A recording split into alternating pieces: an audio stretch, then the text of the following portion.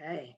Hello and welcome to this, our second annual Center for Disability Health and Wellness panel presentation in honor of Martin Luther King Jr. Day, entitled Disability, Economic and Racial Justice, Impact on Well-Being and Health Outcomes.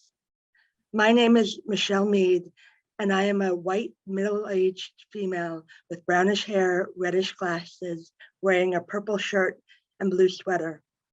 I'm also the co-director, of the University of Michigan Center for Disability and Health. Together with Dr. Michael McKee, I would like to welcome you today. Just a few points of housekeeping before we start. This event will be recorded, and the recording will be posted on the CDHW website in coming days. All attendees have been muted upon entry, but as this is in a meeting format rather than a Zoom, can be unmuted or be asked to unmute themselves. We asked you, though, that you not do so unless you're specifically requested. If you have a question, please put it in the chat or comments or raise your hand, and we will try and utilize those functioning. Once again, the mission of the Center for Disability Health and Wellness is to develop and apply innovative research, clinical, and educational strategies to address inequities in healthcare access, quality, and outcomes experienced by individuals with physical, sensory, and developmental disabilities across the lifespan. While groups and organizations across the United States plan and host presentations, speeches, and events honoring Dr. King, I believe that it is also important that we at CDHW take this time to listen, learn, and recommit ourselves to working for change and to social justice. Most of us are well aware of the health and healthcare disparities faced by individuals with disabilities. We recognize that these result not only from physiological impairments and inaccessible built environments, but also from the inaccessibility of the healthcare system to consider and adequately address the needs and challenges of this population. And while we know that individuals with disabilities are more likely to be female, from racial and ethnically marginalized communities, and to live in poverty than the general population, too often it seems as if we want to erase or control for these factors in our research and clinical care. We are aware of, but often ignore, the challenges and complexities associated with multiple intersectional identities and compounded discrimination. We focus on individual grit and determination and minimize the role of environmental factors, be they policies or attitudes or stares that can systematically either support or undermine and disadvantage individuals and populations. Today, though, I challenge each of you to allow yourselves to be uncomfortable, to think about the compounded disparities in disabilities, compounded disparities that often exist among individuals with disabilities, particularly those among racially and ethnically marginalized backgrounds, to consider the role of poverty and systematic racism and discrimination in both the development of disability and chronic health conditions and the inequities in healthcare access and services. I challenge you not to compare degrees of injustice, for there is no doubt that individuals with disabilities from all backgrounds face injustice, but to allow yourself to really listen to experiences and challenges with which you may be unfamiliar. Finally, I implore you to take a breath and to be kind to yourself and one another. It has been a difficult couple of years, and we, in our various roles as advocates, clinicians, researchers, and educators, continue to work for change and social justice. Let us do so in concert, recognizing, appreciating, affirming, and supporting the actions of others, and partnering when it makes sense to move everyone forward. This year's panel was conceptualized and organized by Dr. Lisa Roeber with the intent of exploring issues of social justice and increasing awareness of what it means to live in America as a person with a disability and other identities. identities. Lisa received her PhD in social justice and is currently completing her postdoctoral fellowship in the Center for Disability Health and Wellness and the Ideal, RRTC, here at the University of Michigan. At her request, I will let her introduce her colleagues, and then we'll begin posing questions to the panel. Lisa? Thanks, Michelle. I'm a white woman with short graying hair with a maroon scarf around my neck, and I'm sitting in my home office. So my research started out, I'm in justice studies, that's my degree, and my research started out focusing on the emotional well-being of temporary low-wage migrant workers. I focused on issues of well-being as related to social and spatial marginalization, which dealt with issues of access and mobility. And this, of course, translated quite well into disability studies.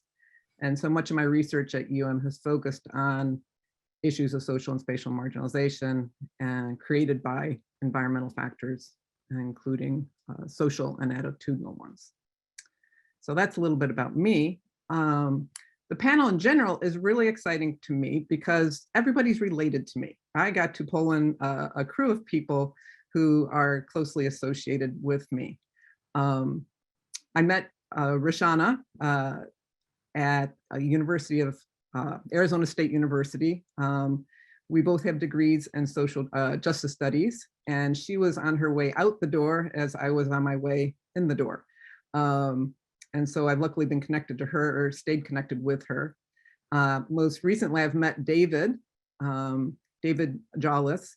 He is also at Arizona State University, and he is a third year. And I met him through a writing group that we're both part of currently. And Jamie Jr., I've met her because we hired her to be part of our research team here at the University of Michigan. She is our Detroit community liaison, and she was basically hired to be my teacher, and she's done an extremely good job at that. So if I could invite each of you to say just a few sentences about yourself. First, Dr. Roshana Chappell. She's an associate professor at the University of Central Florida. Roshana? Hi, thank you. This is exciting. Very early in the morning, not as early as those on the West Coast. As you said, I think you said it all, basically. First of all, I am a Black woman. I'm wearing a pink sweater and pink flowers in my hair, and I'm sitting in my home office. I guess accidentally, I call myself the accidental PhD sometimes because I accidentally fell into this particular role because my oldest daughter is deaf. And throughout her life and my life as the parent of a person with a disability, I ended up becoming a social worker and now a social work professor. So I spend a lot of time writing about and working with particularly women of color, Black women with disabilities, and trying to learn and educate as much as I possibly can. Thank you. Thanks, Roshana. And David Jollis, he's the third year PhD student in justice studies at Arizona State University, as I said. David, can you say a few words? Thank you, Lisa. Yes, as Lisa said, I'm a third year PhD in justice studies in a toxic committed relationship with my PhD, as one of my friends likes to say. Image description. I am a white male with brown hair, wearing a green shirt and glasses. Let's see, my research predominantly focuses on the intersection between educational inequity, mass incarceration, and calls for prison abolition and alternatives to the carceral state in the United States. Thanks, David. And Jamie Jr. She's the community coordinator for the Office of Disability Affairs for the City of Detroit. Jamie? Good morning, everyone, and thank you, Michelle and Lisa, for having me here. Yes, as Lisa said, I am the community coordinator for the Office of Disability Affairs with the City of Detroit. A little background about me. Physical description. I am a light complected African American woman with long brown hair. I'm wearing dark rimmed glasses and a white turtleneck sweater. Behind me is a white background with lots of different stuff, like a plant, a camera, a box, post-it notes, and a little holder with pencils and scissors and stuff of that nature. So, little background about me. I was born and raised in Detroit, Michigan. I am the youngest of 6 children. I have a 22-year-old son who has mental and emotional disabilities, specifically ADHD, anxiety, and depression. I myself have cerebral palsy, and I am a secondary caregiver to my mother, who is 80 years old. Educational background. I have an associate's degree in business administration and will be soon pursuing my bachelor's degree. Field yet to be determined. I am an advocate, have been for the last 3 years in the disability, economic, and racial justice space. So it's fitting for me to be here. Thank you. Wonderful. Well, once again, thank you all for being part of this panel. So with the first question, what is social justice and how does it intersect with and impact health and well-being? And maybe I'll start by throwing this out to David, as he says he's immersed right now in his PhD and the process, and then we'll go on to others. David? Okay, and it is a process. What is social justice? Wow, that is a large question. Social justice to me means a world in which everyone's differences are respected, but in which we are not as cleaved and divided by our differences as we are now. What was the second part of the question? I'm sorry. Sorry. And how does it intersect and impact health and well-being? I mean, I think it's a question of, as some have already pointed out, access.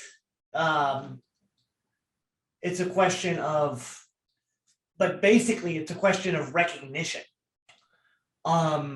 We have to first recognize our shared common humanity, especially in these turbulent times.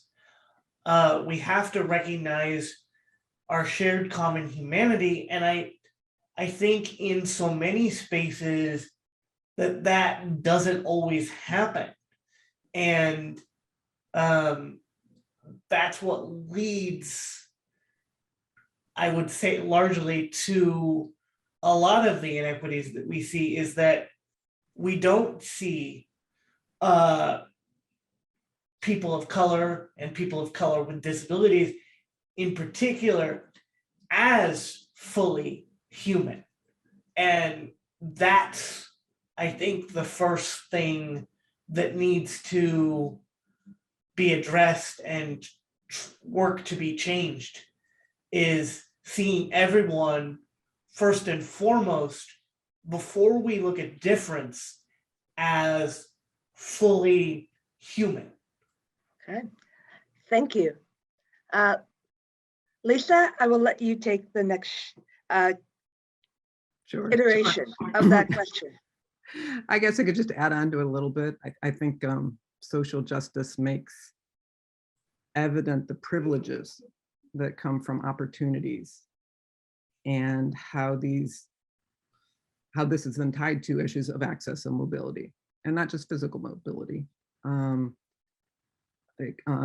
Concerns with social justice necessitates making visible these privileges and understanding why they exist. We need to understand that where we were born and when we were born and who we were born to, impacts our environment, where we live, how we grow, and those opportunities that we have. And I'll pass the baton.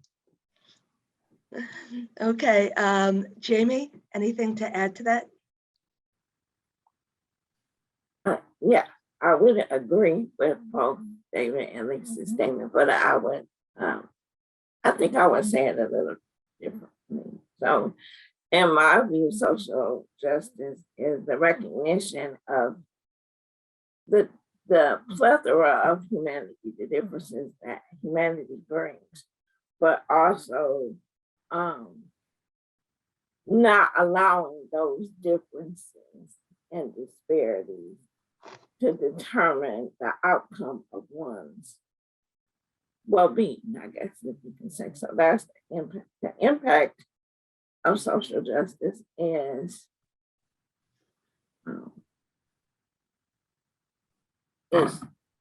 alleviating the accurate study is alleviating the socioeconomic differences that preclude a person from living fully human, fully included, and to their fullest potential. Okay, thank you. And Rashana? Last but not least, I'll just add a little. I think it's interesting that I have a PhD in social justice, and I feel like every year I learn more and I want to add more to the definition. It's really a difficult concept to be able to think about, because as we continue to learn and grow and get more data, if you will, we find out a different way to look at it. So I think the biggest thing is if we think about this idea of access, is to be able to think about the difference between, equality and equity. We sense a lot of times people will come out and say, well, we want everything to be fair, we want everything to be equal. But the way in which our world is set up, things can't be equal across the board, because some people need more than others. And that's usually where either the people who need more are end up kind of being relegated or invisible to some of those who have, or people who are trying to help individuals end up giving sometimes what people don't necessarily need. So I think the best way to kind of think about social justice, if you will, is to, understand what your position is and understand in what realm you're trying to kind of create this equity-minded space from whomever you're looking at. Wonderful, thank you. Then I wanted to follow up with a question about intersectionalities. What are they, and why is it important to be aware of them in the context of disability? And I think with this one, we'll start with Rashana. And then okay, thank you. When I think about intersectionality, it's interesting. Most of my work surrounds intersectionality, and I like to think about positionality. So when people see me, most of the time they see a Black woman, and whatever concept they have of a Black woman kind of gets layered on me. They don't see that I have a PhD, they don't see my family, they don't see anything about me unless they can visualize it. And so typically people will make an impression of who you are based on what they see.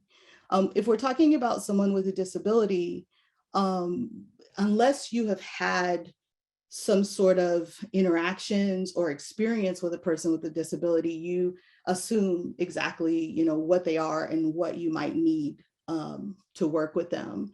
For example, I teach lots of classes in social work and working with cross difference. And typically when we think of a wheelchair user or someone else with a disability, we typically will have a prototype that may be a white male. In that context, we don't take in consideration that person could be a person of color, that person could identify as queer, that person can come from a lower socioeconomic background. And those are the things that have to be considered, not necessarily throwing away the other parts of the identity, but being able to take in consideration how each part of the identity may impact on a positive or negative level for that person. So what's really, really important is to see the individual and then understand and allow them to tell you which parts of them need to be considered or worked with. Wonderful, thank you. Jamie, other aspects of that to add to?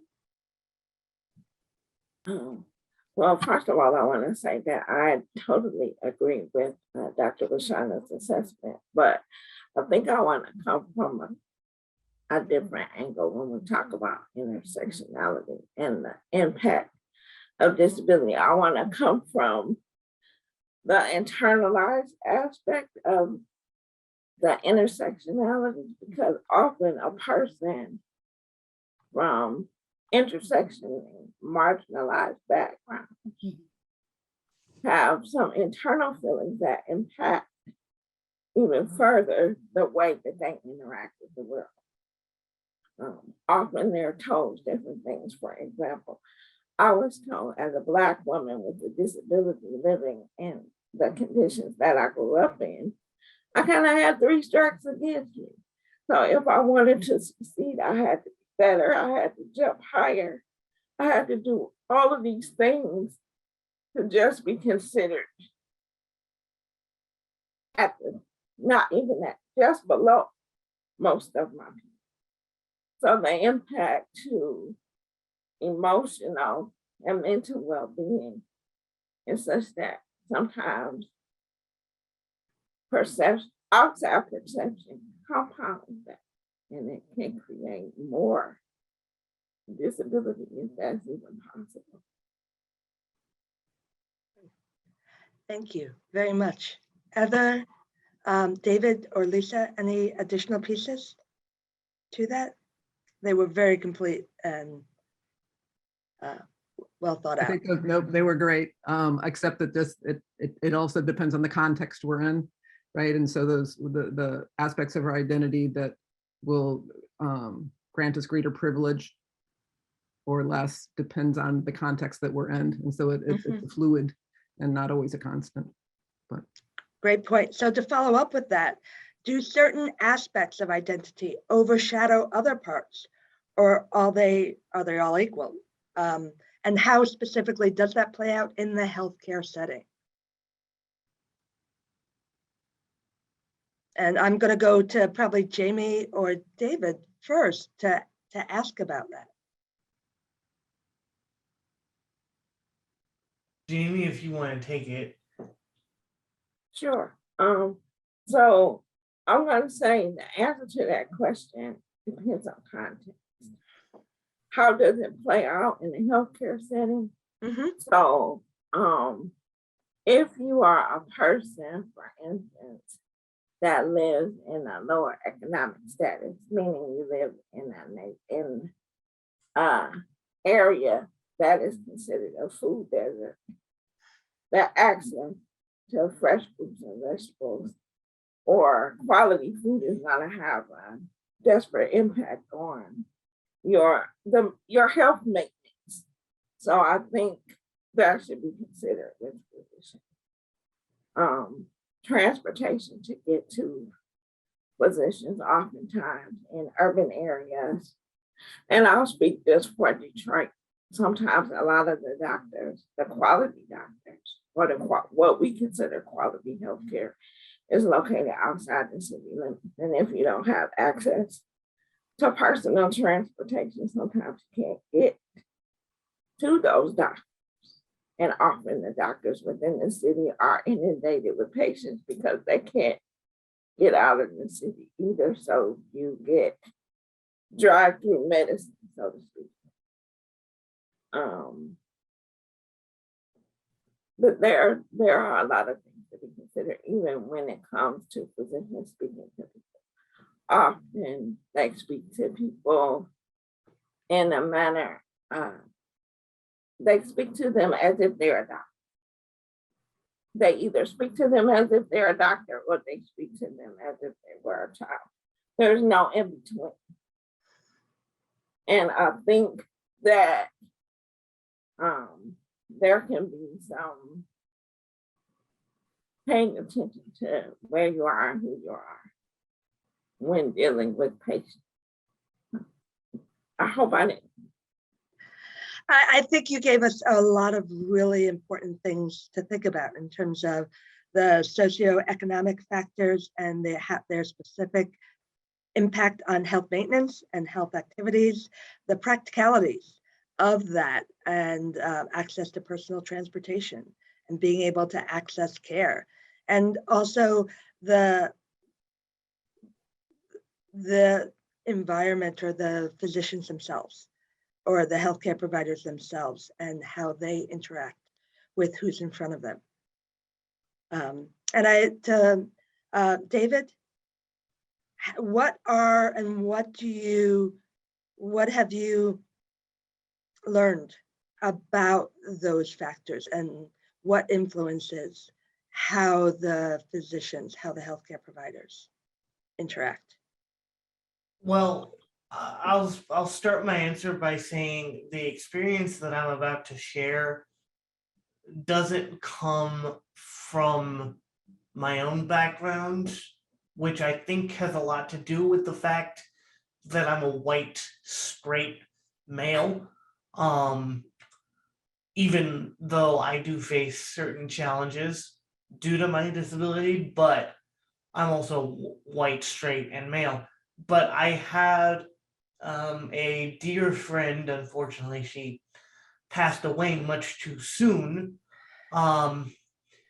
who experienced, I think, some of these, intersectional differences. She was a white female wheelchair user, and I don't know fully the reason they gave her, but her insurance company was refusing to repair her wheelchair, and she had to fight for over a year before she passed away to even get her own working chair back. And I can't help but think, and then she was told that in order to get the repairs that she needed, she had to visit her doctor in person. She's here doing school in Arizona, and she lives in Michigan. So that's not the easiest thing to do. It's not like it's the easiest thing to just hop a plane during a pandemic and go visit your doctor to get them to sign a form to allow you to get your proper wheelchair repaired. Like, this is not as simple of a thing as it would have been or could have been for some pre-pandemic, and whether that's simple for most is another question. Air travel has its own pitfalls that come with it. So thinking that healthcare system, not only as the physician, but also the insurance companies and the systems, the DMEs companies and the various systems that surround healthcare and being able to access and maintain health, particularly as an individual with a disability. Yeah, absolutely. Okay. What types of, then I'm going to go to Lisa and Rashana. What types of barriers do people with disabilities face with multiple identities? What we've talked about transportation, we've talked about the idea of the assumptions that are placed and layered on the individual in front of the healthcare provider. Can you talk more about those associated with lower socioeconomic status, those associated with race, those associated with religion or sexual orientation, or other types of identities or communities?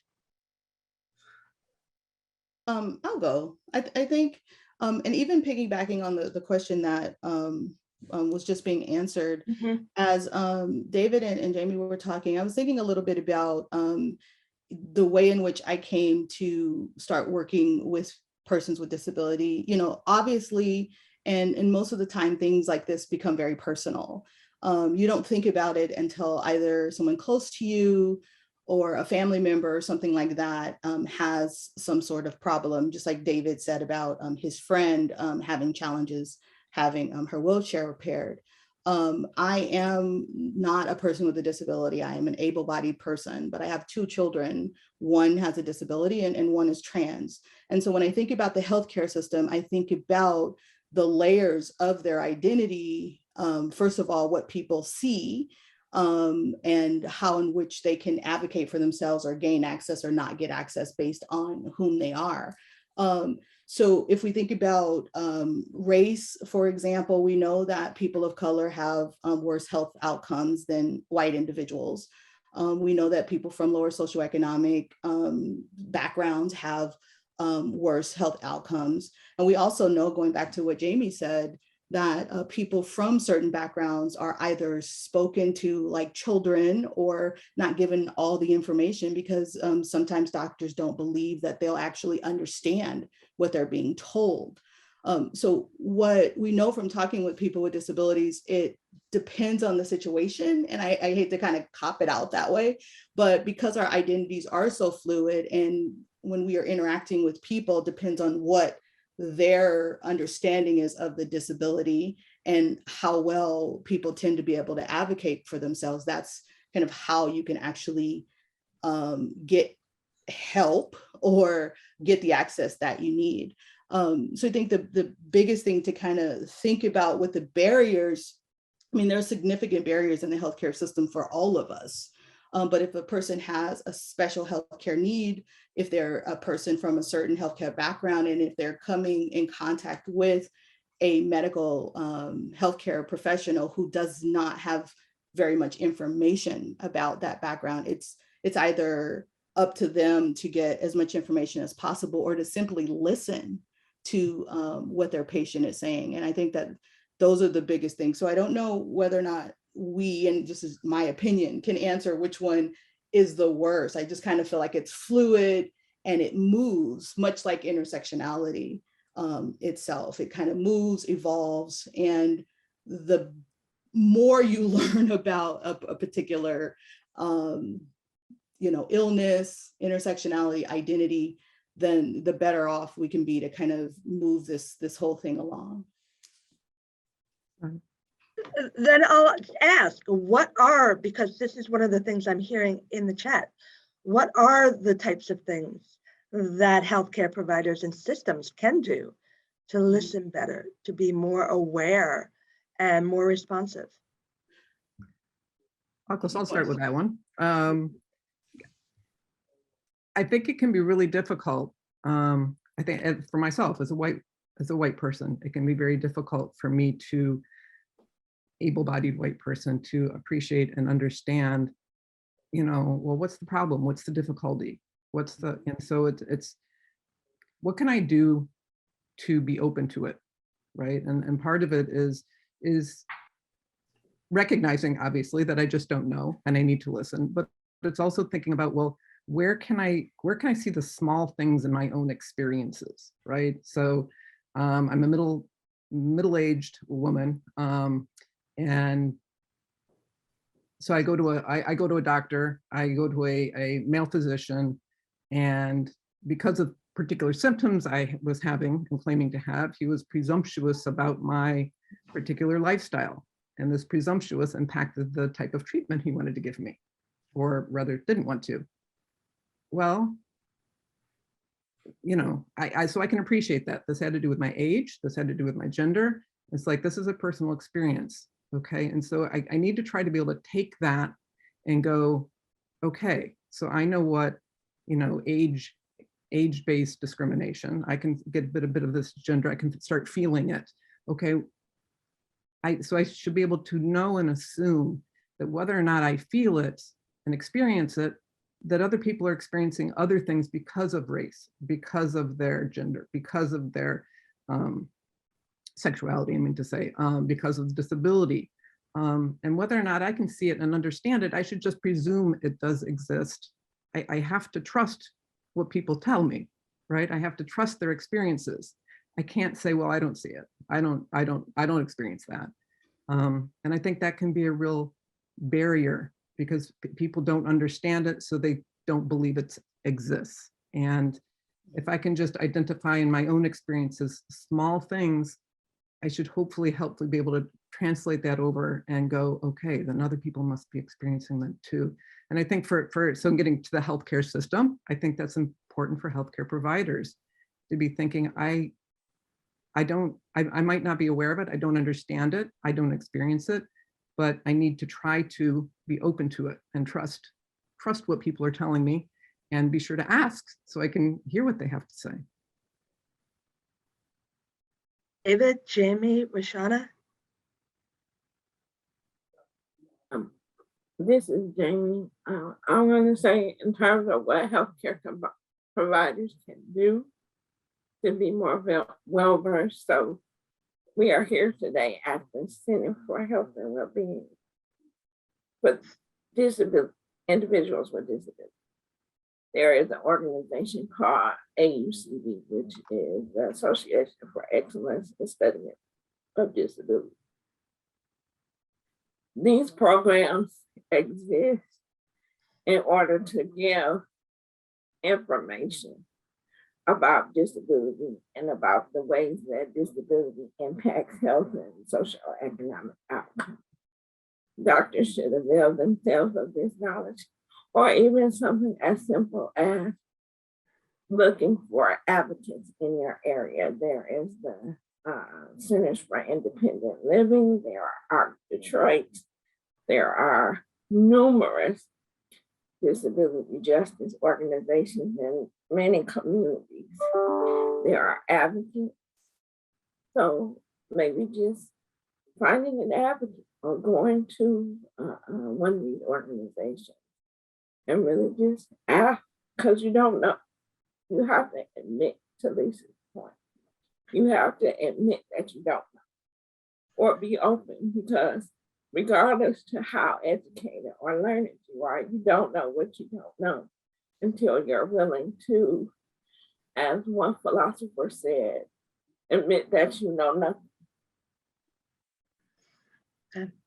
David? What is most important for your healthcare providers to know what to do when working with adults with disabilities? Okay, this is an easy one for me, especially given our current circumstances. To know that one size of healthcare and of healthcare, and taking that as a holistic term, physical well-being, mental well-being, emotional well-being, all of that. One size of healthcare does not fit all. So when you are making policy in regards to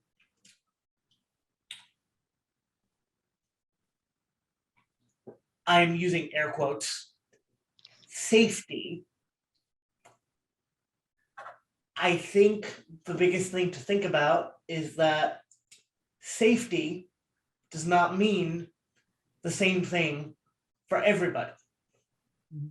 Safety in these times especially could mean somebody being on Zoom to do a medical appointment. It could absolutely mean that because they have pre-existing health conditions that make them more vulnerable. Now, speaking from my own experience, being on Zoom does not make me feel particularly good emotionally right now. And so I try, with a few exceptions, such as today's panel, to avoid this space. Not because it is not useful, but because to me, it brings up memories of lockdown in 2020 and trauma associated with that. So one size of healthcare does not fit everyone is, I think, the biggest lesson. I think I'm also, though, hearing a sense of a need to respect the personal experience and decisions of individuals, of those patients or individuals who you're saying you're partnering with. And so really creating a partnership that recognizes the autonomy and the capacity to make the best decisions given their own knowledge of your own life and experiences, rather than assume that because you have a particular training, you know best for all areas of the life. Absolutely, that's dead on. Okay, Rashana, do you want to follow up about some of those? I Oh. see you smiling. Yeah, no, I was just kind of listening to what David and Jamie were saying, and really agreeing with both of them, particularly Jamie's point about talking to the person with the disability. You know, if you're operating a clinic or if you're working in a medical facility that has a certain population that comes in, making sure to get information from centers in the area that specialize in working with that particular population, have them send an advocate or simply find people who live in whatever existence it is that you're trying to deal with, and talk to them and ask them, and not, you know, one, but multiple, because everyone's experience is different. I mean, you can work with someone who has a particular disability and then work with someone else the next day, and their experience is different. And so we take all of these collective experiences, but it's really, really important to make sure that we understand that even if we're living it, our experience may be different than someone else's. So to be able to listen, to kind of slow down and find out exactly what it is that they're telling us without assuming, and to lastly kind of take that macro versus micro perspective. You know, we can go all day and set up the perfect space, the perfect treatment facility, you know, all of this. And then just like David said, he doesn't necessarily want to be on a Zoom because there's other traumas associated with that. And these aren't always things that we can consider because, you know, each individual has their own ways of looking at things. You know, so I guess I'll sum it up by saying kind of slowing down and listening, and really, really finding out what that person who is in front of you needs specifically, and not assuming it. Are there particular models or best practices? Can I add on to that before we mush ahead? Sure, go ahead, Lisa. I was just thinking back to the many, many interviews I've been conducting over the last few months. And to start with, many were positive, right? Some have positive things to say about their interactions with healthcare providers, right? how they were on board with the treatment that they really wanted to have, that they had enthusiasm with working with them. So it's not all negative. But then there's a lot who talked about just being ignored, right? They're being able to see that opinions were being formulated just as they came in through the door about them. That their own needs were ignored, that what they were trying to talk about or wanted to communicate wasn't being listened to, and how really upsetting that was. And what is interesting to me, it was across the board, whether someone was a low socioeconomic status, Black, or people even who had been, professionals and wealthy white people, had the same responses often to that. And then just some of the comments that were made, and I think it's just sometimes things come out of our mouth without thinking, right? Oh, I'm so sorry, basically for the condition that you're in. Well, the person who has that disability is probably quite happy with they've been living with their condition, many of them, for their entire life. They don't want to be told you're sorry about the fact that they have that condition or be pitied.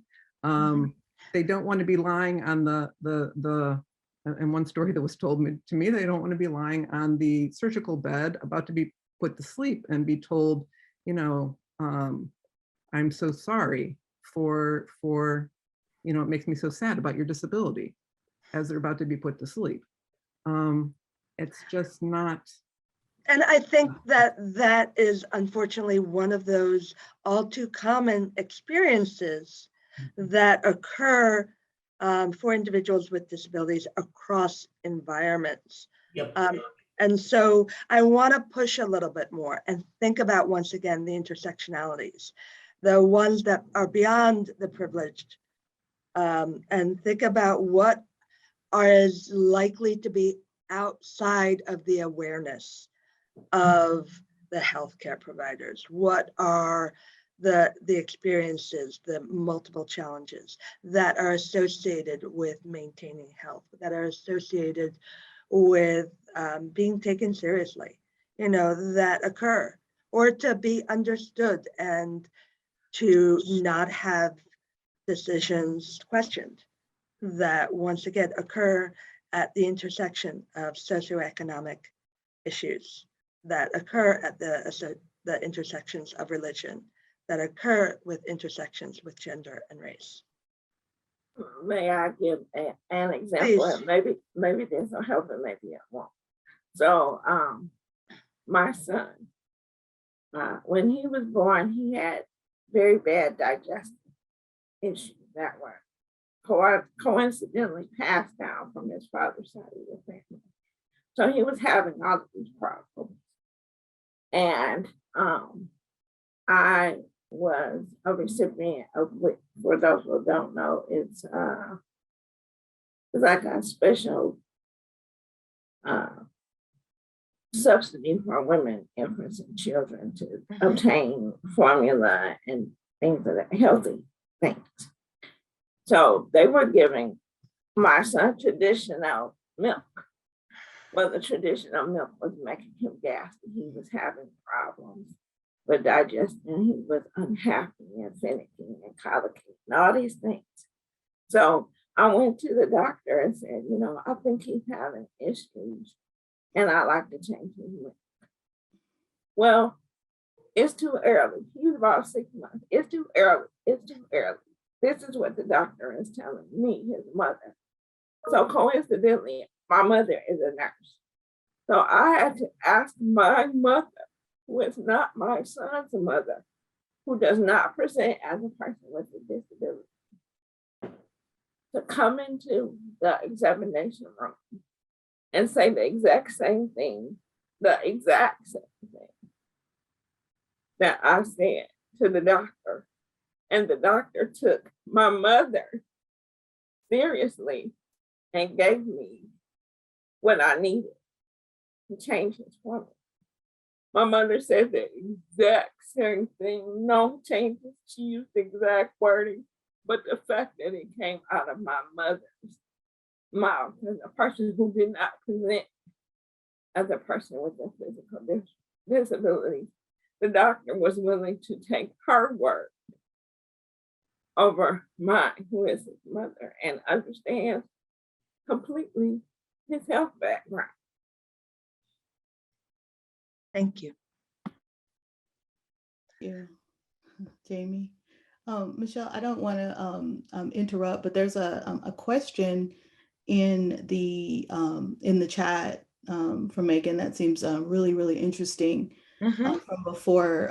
She was basically stating with all of the mistrust of the medical field, how can someone ask a person what they need, especially without them getting frustrated or pushing too far, that sort of thing. Mhm. And that really, really resonated with me because, like I said, I train social workers.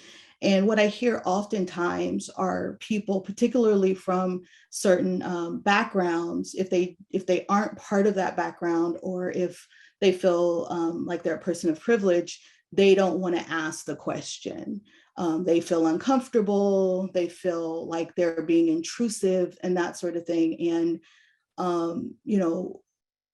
my experience has been that silence is worse than asking the question. People oftentimes are frustrated with the system because either they haven't been listened to or they don't feel like they're getting what they need. So simply asking, how can I help you?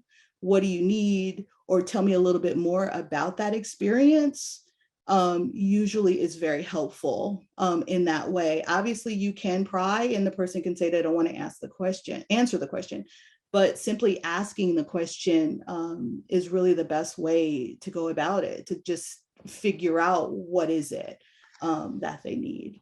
And so then is it a matter of avoiding assumptions that Absolutely. you know what they need? Yes. Or I think of that's the what we've factor? been saying the whole time, because it's so easy for us to pull from our examples and say, okay, this is what I know. I mean, I go back to my dissertation and I finished 10 years ago, in which I was studying Black deaf women pursuing college degrees. I had a daughter who is Black and deaf and female who was in college. And so I pretty much had an assumption of what that looked like.